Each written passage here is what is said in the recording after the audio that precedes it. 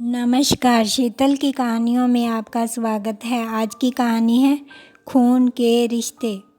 आज सुबह सुबह सुरेखा जी मंदिर जाने के लिए तैयार हो गई थी। वह रोज नियम से मंदिर जाती थी।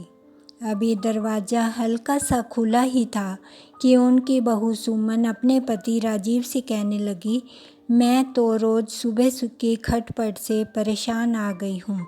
सुबह सुबह सोने भी नहीं देती तुम्हारी माँ। खुद तो नहा धोकर मंदिर के लिए निकल जाती है और दिन भर मैं ही सारा काम करने में लगी रहती हूँ। सारे घर का काम मुझे ही देखना होता है।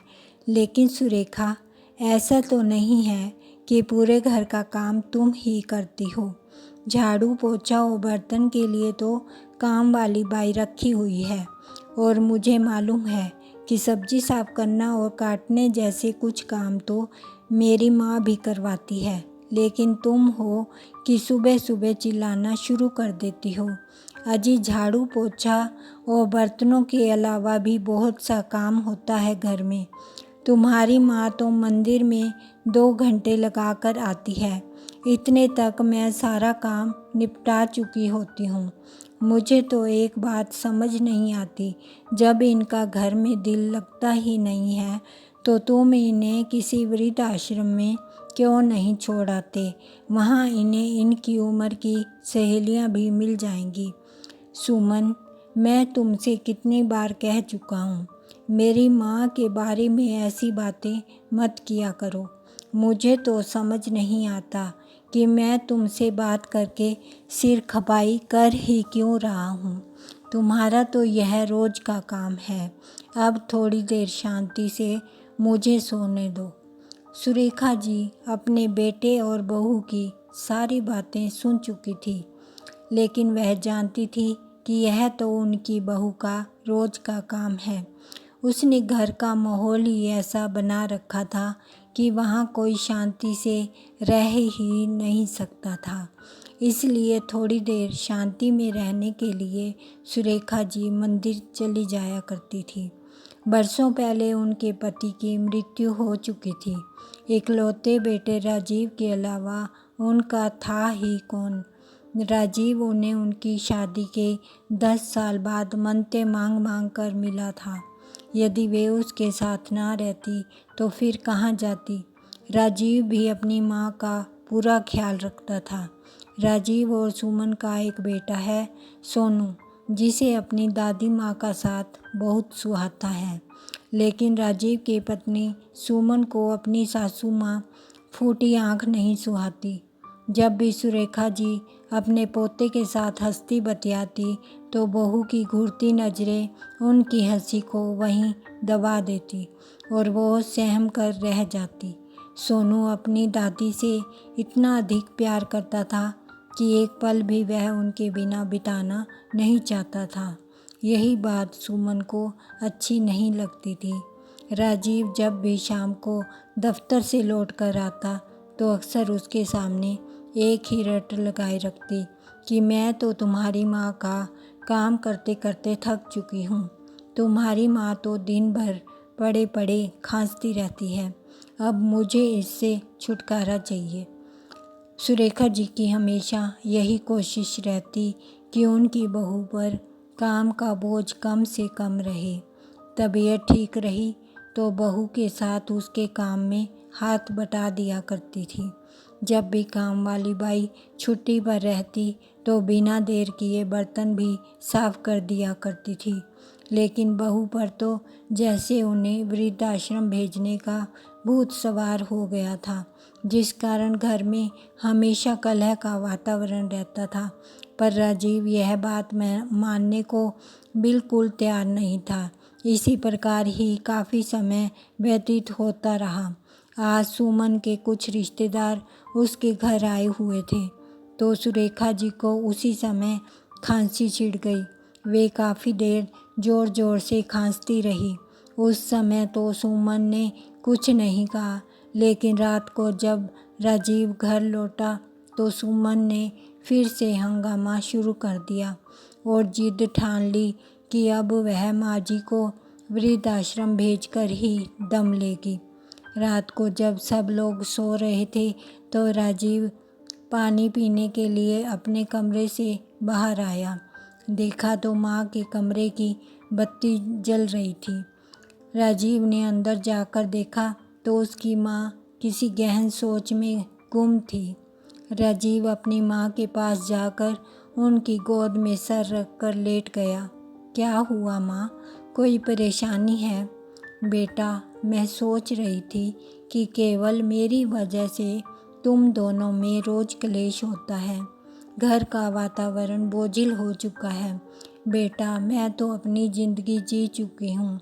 अब मेरी केवल एक ही इच्छा है कि तुम सब हंसी खुशी से रहो। इसलिए मैं चाहती हूँ कि तुम मुझे ऋषिकेश के वृद्धाश्रम में छोड़ आओ। लेकिन माँ, मैं जीते जी आपको अपने से अलग कैसे कर सकता हूँ? मुझे तो आप मेरी जान से भी ज़्यादा प्यारी हो। आज मैं जो कुछ भी हूँ केवल आपके ही परिश्रम का फल है। मैं आपके कर्ज से कभी मुक्त नहीं हो सकता। लेकिन बेटा, इस घर का कलह भरा वातावरण मुझे रास नहीं आ रहा। मैं केवल कुछ ही समय के लिए वहाँ जाना चाहती हूँ। जब इस घर का वातावरण शांत हो जाएगा तो तुम मुझे वापस ले जाना। मेरी हवा पानी बदल जाएगी तो मुझे भी अच्छा लगेगा। और आजकल तो वृद्धाश्रम में भी अच्छी सुविधाएं दी जाती हैं। मुझे भी वहाँ अपनी उम्र के लोग मिल जाएंगे तो मेरा भी दिल लगा रहेगा। तुम लोगों को जब भी मेरी याद आए तो मुझसे मिलने आ जाना। राजीव अपनी माँ की बात सुनते हुए लगातार उनके चेहरे की तरफ देख रहा था। उनके चेहरे पर मुस्कुराहट थी, लेकिन उनकी आंखों में छुपा आंसुओं का सैलाब राजीव साफ साफ देख पा रहा था। हालातों से मजबूर राजीव जाकर वापस अपने बिस्तर पर लेट गया। आंखों की नींद तो अब गायब हो चुकी थी। माँ के बारे में सोचते सोचते राजीव अतीत के पन्ने पलटने लगा। वह करीब 5 वर्ष का ही था तब उसके पिता का निधन हो गया था। उसकी माँ सुरेखा जी पर रिश्तेदारों ने दूसरी शादी करने का दबाव बनाया, लेकिन उन्होंने फैसला लिया कि वह दूसरा विवाह ना करके अपने बेटे राजीव का ही पालन पोषण करेगी और अपने बेटे को माँ और पिता दोनों का प्यार देगी। पढ़ी लिखी तो ज़्यादा नहीं थी, लेकिन खाना बहुत अच्छा बनाती थी, इसलिए घर पर रहकर ही टिफ़िन सर्विस शुरू की। ना सुबह देखी ना शाम, और कड़ी मेहनत करते हुए अपने बेटे को पढ़ाया लिखाया, इस लायक बनाया कि वह आज एक सरकारी बैंक में मैनेजर के पद पर आसीन है। राजीव ने अपनी माँ का संघर्षमय जीवन देखा था, इसलिए वह चाहता था कि उसकी पत्नी नौकरी ना करके घर संभाले और उसकी माँ की सेवा करे।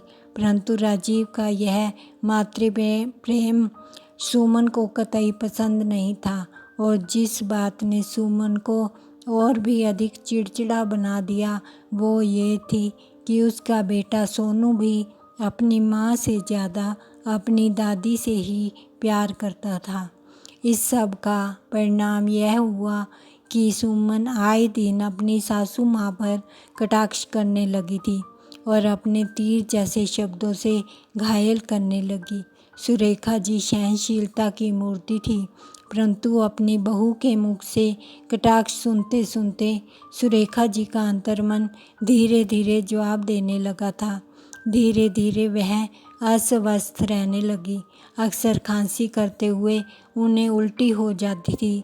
अब तो बहू उन्हें घिन भरी नज़रों से देखने लगी थी और ठान चुकी थी कि अपनी सासू माँ को वृद्धाश्रम भेजकर ही दम लेगी, जिसका नतीजा यह हुआ कि सुरेखा जी हार कर खुद ही वृद्धाश्रम जाने को तैयार हो गई।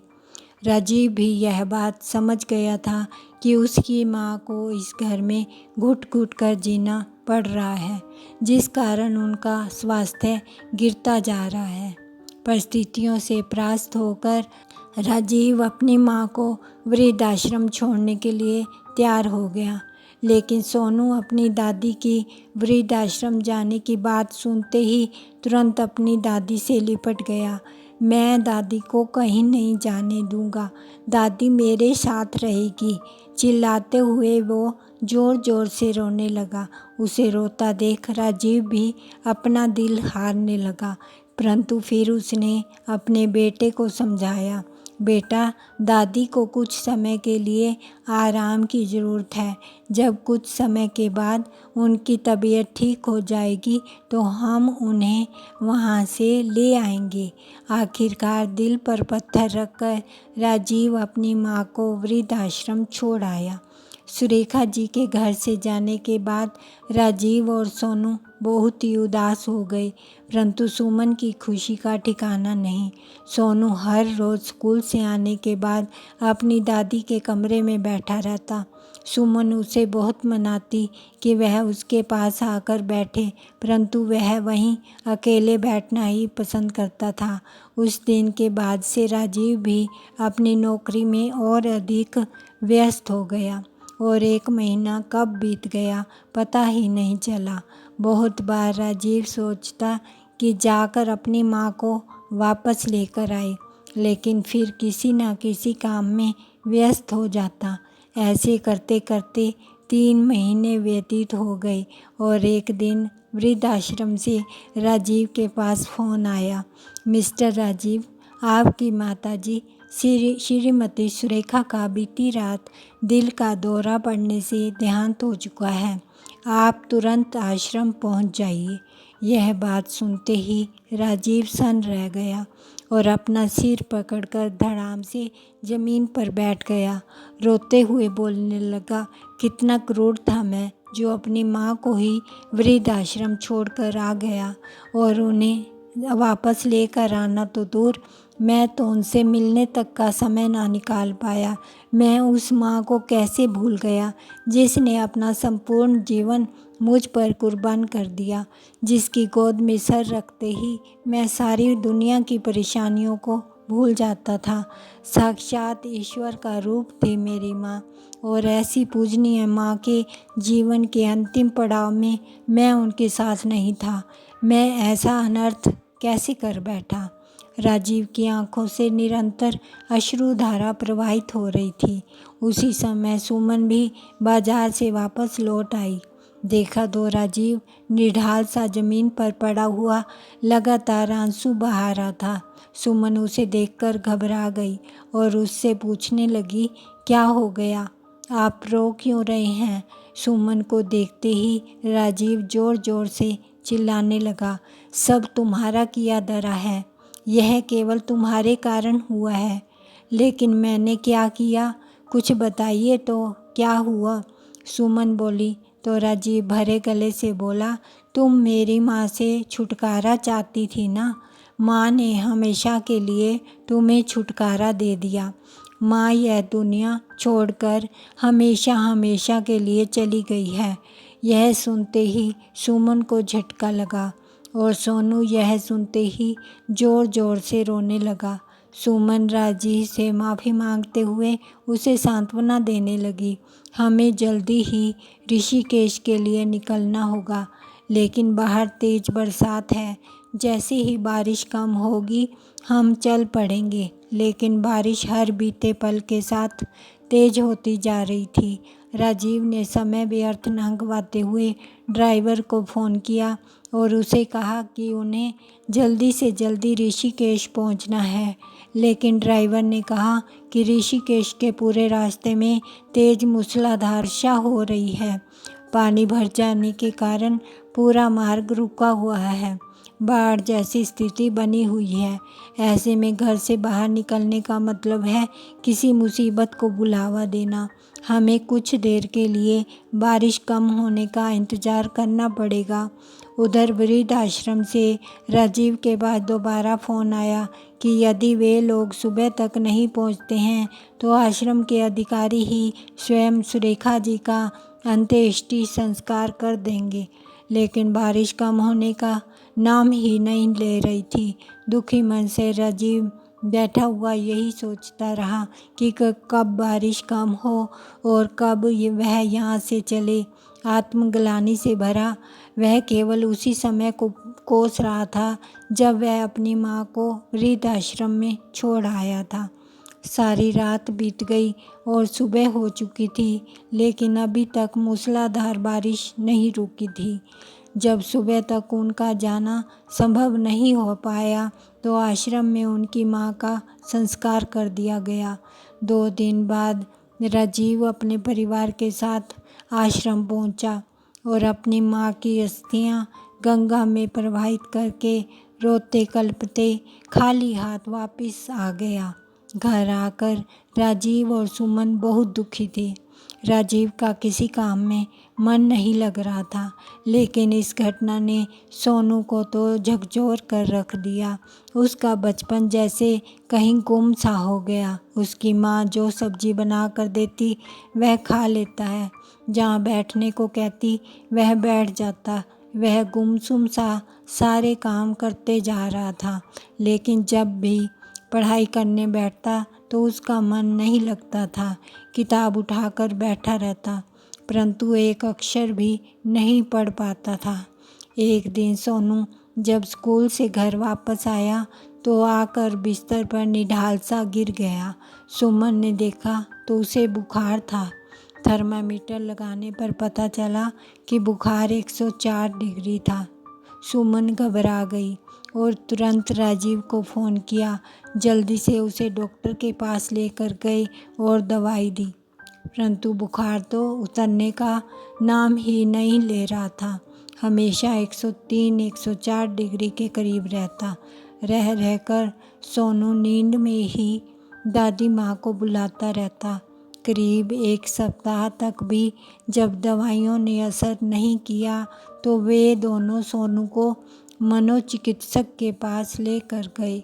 सोनू हमेशा बड़बड़ाता रहता, दादी आप मेरे पास वापस आ जाओ, आप मेरे पास रहोगे। उसकी मानसिक स्थिति को देखते हुए डॉक्टर ने कहा, बच्चे के दिमाग पर बहुत बुरा असर पड़ा है। क्या अब इसकी दादी जी इसके साथ नहीं रहती? राजीव ने दादी जी के ऋषिकेश छोड़ने से लेकर अब तक की सारी कहानी डॉक्टर साहब को बताई और बताया कि किसी भी प्रकार से बच्चे की हालत में कोई सुधार नहीं आ रहा। उनकी बात सुनकर डॉक्टर ने कहा, देखिए मैं जानता हूँ कि आपके लिए थोड़ा मुश्किल होगा, लेकिन इस समस्या से निपटने का केवल एक यही हल है। आपको किसी बूढ़ी महिला को सोनू की दादी बनाकर लाना होगा और उन्हें अपने घर में रखना होगा जब तक सोनू पूरी तरह ठीक नहीं हो जाता। डॉक्टर साहब द्वारा बताई गई योजना राजीव और सुमन को कुछ अटपटी सी लगी, लेकिन वे अपने बच्चे के जीवन के लिए कुछ भी करने को तैयार थे। काफ़ी कोशिशों के बाद भी कोई बूढ़ी महिला नहीं मिली जो सोनू की दादी बन सके। फिर सुमन ने राजीव से कहा, क्यों न किसी वृद्धाश्रम से दादी जी का इंतज़ाम किया जाए। विधि का विधान तो देखिए। जो सुमन सोनू की सगी दादी को बोझ समझकर वृद्धाश्रम में छोड़कर आई थी, आज वही सुमन अपने बेटे के जीवन की खातिर किसी अन्य महिला को वृद्धाश्रम से लाने को तैयार हो गई। डॉक्टर के सहयोग से दिल्ली के एक वृद्ध आश्रम के संचालकों से बात की। उन्होंने बताया कि कुछ दिन पहले ही एक वृद्धा उनके आश्रम में आई है, जिनका कोई सगा संबंधी कभी मिलने नहीं आया। कुछ समय पहले उन्हें सिर में चोट आई थी, जिस वजह से उनकी याददाश्त जा चुकी है। वह अकेली है। अगर आप इन्हें घर में रखेंगे तो आपको कोई असुविधा नहीं होगी। वह बहुत ही हंसमुख है। राजीव डॉक्टर साहब के साथ राधा जी से मिलने गया, जो कि दादी बन रही है, तो देखा कि वो बहुत मोटी है। उनके सिर के बाल भी छोटे थे और वह चश्मा लगाती है। उनके चेहरे पर कुछ चोट के निशान थे। वहाँ से आने के बाद राजीव ने डॉक्टर साहब को बताया, मेरी माँ के बाल बहुत लंबे थे, वह बहुत ही पतली थी और चश्मा नहीं लगाती थी। पता नहीं सोनू उसे अपनी दादी मानेगा या नहीं। तो डॉक्टर साहब ने कहा, आप सब कुछ मुझ पर छोड़ दीजिए। डॉक्टर साहब ने राधा जी को अपने पास बिठाकर उन्हें सोनू से मिलवाया। सोनू ने पूछा कि आप तो भगवान जी के पास चली गई थी ना, फिर आप वापस कैसे आ गई और आप इतनी मोटी कैसे हो गई? आपके बाल कहाँ गए? डॉक्टर ने कहा, सोनू तुम बीमार हो गए थे ना, इसलिए भगवान जी ने इन्हें तुम्हारे लिए वापस भेज दिया। यहाँ आश्रम में इन्होंने अपना खूब ध्यान रखा, खूब व्यायाम करके इनकी सेहत बहुत अच्छी हो गई है। इनके साथ रहकर तुम भी इनके जैसे ही स्वस्थ हो जाओगे। यह बात सुनकर सोनू बहुत ही खुश हुआ और दादी जी के गले लग गया। फिर अपनी माँ को कहने लगा, मम्मा मुझे बहुत भूख लगी है, घर चलो, मैं और दादी एक साथ खाना खाएंगे। उसकी बात सुनकर सुमन मन ही मन बहुत संतुष्ट हुई, लेकिन उसकी अंतरात्मा उसे धिक्कार रही थी कि काश वह अपनी सास के साथ दुर्व्यवहार नहीं करती तो उसे आज यह दिन ना देखना पड़ता। राधा जी बहुत जल्दी ही उस घर में रच बस गई और सोनू भी उनके साथ बहुत जल्दी घुल मिल गया। सब कुछ पहले जैसा होने लगा, लेकिन सुमन अब पहले जैसी नहीं रही थी। वह ना तो दादी जी को कोई कड़वी बात कहती और ना ही उन्हें बोझ समझती, बल्कि उनका पूरा ध्यान रखती। लेकिन सोनू को अपनी दादी जी में एक परिवर्तन नज़र आया। वह सोचने लगा कि उसकी दादी तो उसे हिंदी विषय पढ़ाती थी, लेकिन अब वह सब कुछ भूल गई है। राजीव ने उसे समझाया कि अब दादी जी पहले से ज़्यादा बूढ़ी हो गई हैं और इस उम्र में याददाश्त कमज़ोर हो जाती है, इसलिए तुम्हें पढ़ा नहीं पाती हैं। फिर सोनू कहने लगा, कोई बात नहीं पापा, फिर भी मैं बहुत खुश हूँ। अब मम्मी भी दादी जी को डांटती नहीं है। राजीव के मन में एक बहुत बड़ी कसक थी कि काश ऐसा वातावरण मेरी माँ के समय में भी होता। उसे रह रहकर अपनी माँ की याद कचोटती रहती और बार बार उसका मन ग्लानि से भर उठता था। कभी कभी तो अकेले में दुख से कातर हो उसकी आंखों में आंसू उमड़ आते थे। आज राजीव सुबह उठा तो अपनी माँ को याद करके उदास हो गया। तभी सोनू उसके सामने मुस्कुराता चेहरा लेकर आ गया।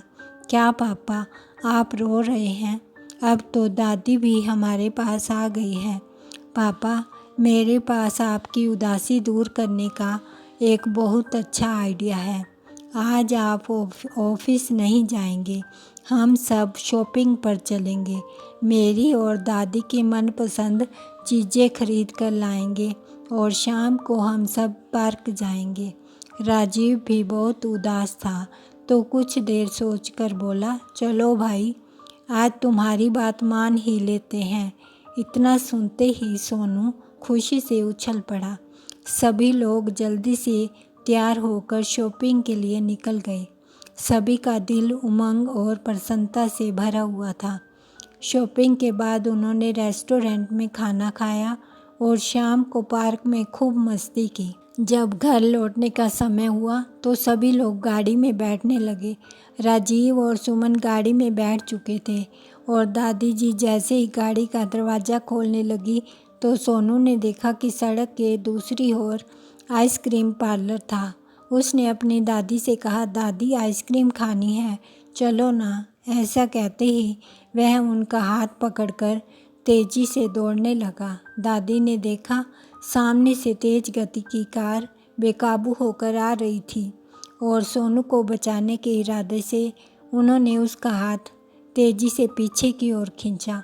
सोनू तो गाड़ी से बच गया, लेकिन दादी माँ को गाड़ी से टक्कर लगी।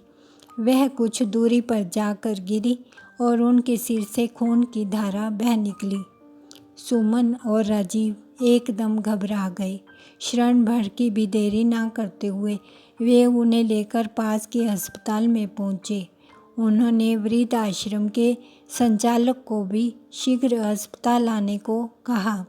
डॉक्टर ने तुरंत उनका इलाज शुरू कर दिया और बताया कि उन्हें सिर पर ज़्यादा चोट आई है, जबकि शरीर पर ज़्यादा चोटें नहीं हैं।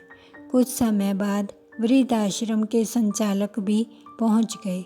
राजीव ने देखा कि दादी जी के होंठ कांपने लगे थे और वे राजू राजू बोलने लगी।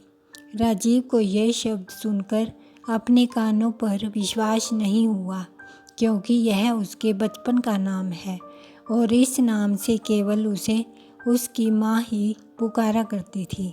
राजीव हैरान रह गया और बोला, इस नाम से तो मुझे मेरी माँ पुकारा करती थी। वृद्ध आश्रम का संचालक तुरंत ही सारा मसला समझ गया और बोला कि कुछ समय पहले इन माताजी का एक्सीडेंट हो गया था। उनके सिर पर गंभीर चोट आई थी, जिससे उनकी स्मृति चली गई थी। मुझे लगता है कि वापस उसी जगह चोट आने के कारण उनकी स्मृति वापस लौट आई है। थोड़ी देर में दादी जी को होश आ गया और उन्होंने सभी को पहचान लिया और राजीव को देखते ही उनकी आंखों में आंसू आ गए। राजीव तुरंत अपनी माँ से लिपट गया और रोते हुए बोला, माँ, अब हम कभी नहीं बिछड़ेंगे। मृत्यु भी हमारे प्यार के समक्ष हार गई माँ, क्योंकि जिस इंसान का दाह संस्कार हो चुका हो वह इंसान साक्षात जीवित सामने हो तो इससे बड़ा आश्चर्य इस संसार में क्या होगा। अपने बेटे सोनू को देखकर राजीव बोला, बेटा, तुम्हारी दादी अब बिल्कुल ठीक है। सोनू यह सुनकर खुशी के मारे उछल पड़ा और सॉरी दादी कहकर अपनी दादी से लिपट गया। सुमन भी रोते रोते सासू माँ से अपने व्यवहार के लिए क्षमा याचना करने लगी। इस करुण दृश्य को देखकर वहाँ उपस्थित सभी लोगों का मन भर आया। सभी लोग राजीव और उसके परिवार को खूब बधाई दे रहे थे। पूरे परिवार की खुशी का ठिकाना नहीं था। लेकिन हैरानी की बात तो यह थी कि आश्रम वालों से इतनी बड़ी गलती हुई कैसे। यह जानने के लिए राजीव ने ऋषिकेश के आश्रम में फ़ोन किया और पूरी घटना बताई और गलती कहाँ पर हुई इसकी जानकारी मांगी। तो अगले दिन संचालक ने आकर जो कुछ बताया वह आश्चर्यजनक था। आश्रम में सुरेखा नाम की 2 महिलाएं थीं। मृत्यु सुरेखा अरोड़ा की हुई थी।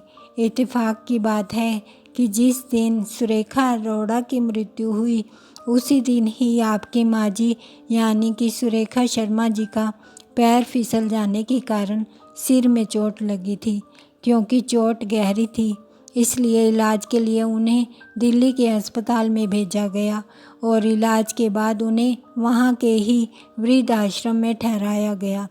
सुरेखा अरोड़ा जी का कोई भी सगा संबंधी नहीं था और आश्रम के प्रमुख देखरेख करने वाले मिश्रा जी का तबादला हो चुका था। उनके स्थान पर जो नए सज्जन आए थे उनकी अनभिज्ञता के कारण रजिस्टर में नाम के साथ दिए गए विवरण पर ध्यान न देने के कारण यह स्थिति उत्पन्न हुई। दिल्ली के वृद्ध आश्रम में आपकी माताजी राधा जी के नाम से ही प्रसिद्ध हो गई, क्योंकि आँख खुलने के बाद वह हमेशा राधे राधे बोलती रहती थी। ठीक होने के बाद स्मृति दोष व अधिक मस्त रहने के कारण इनका शरीर मोटा हो गया। चेहरे पर चोट लगी थी इसलिए चेहरे पर निशान पड़ गए और सिर की चोट के कारण इनके बाल भी छोटे करा दिए गए। दृष्टि कमज़ोर होने के कारण आँखों पर चश्मा चढ़ गया। कुदरत का ये करिश्मा देखकर सब लोग हक्के बक्के रह गए। उन्होंने सपने में भी कल्पना नहीं की थी कि उनकी वह माँ जिसका वह अस्थि विसर्जन भी कर आए थे उन्हें जीवित मिलेगी। परंतु अब उनकी अनुपस्थिति में उनका परिवार में महत्व सभी लोग भली भांति जान चुके थे। और उधर सुमन यह सोच कर शर्म से डूबी जा रही थी कि जिस माँ को वह बोझ समझकर वृद्धाश्रम छोड़ आई थी, आज असल में उसी माँ ने उसके बेटे को जीवन दान दिया था। राजीव और सुमन दोनों मन ही मन इस घटना के लिए स्वयं को दोषी मान रहे थे, परंतु दूसरी ओर उनके मन में तसल्ली थी कि आज दादी माँ के कारण ही उनका बेटा सोनू उनके सामने सही सलामत खड़ा था। आज सचमुच दादी माँ और सोनू दोनों का पुनर्जन्म हुआ था। खून के रिश्ते कितने प्रबल होते हैं, आज इस घटना ने सिद्ध कर दिया था। धन्यवाद।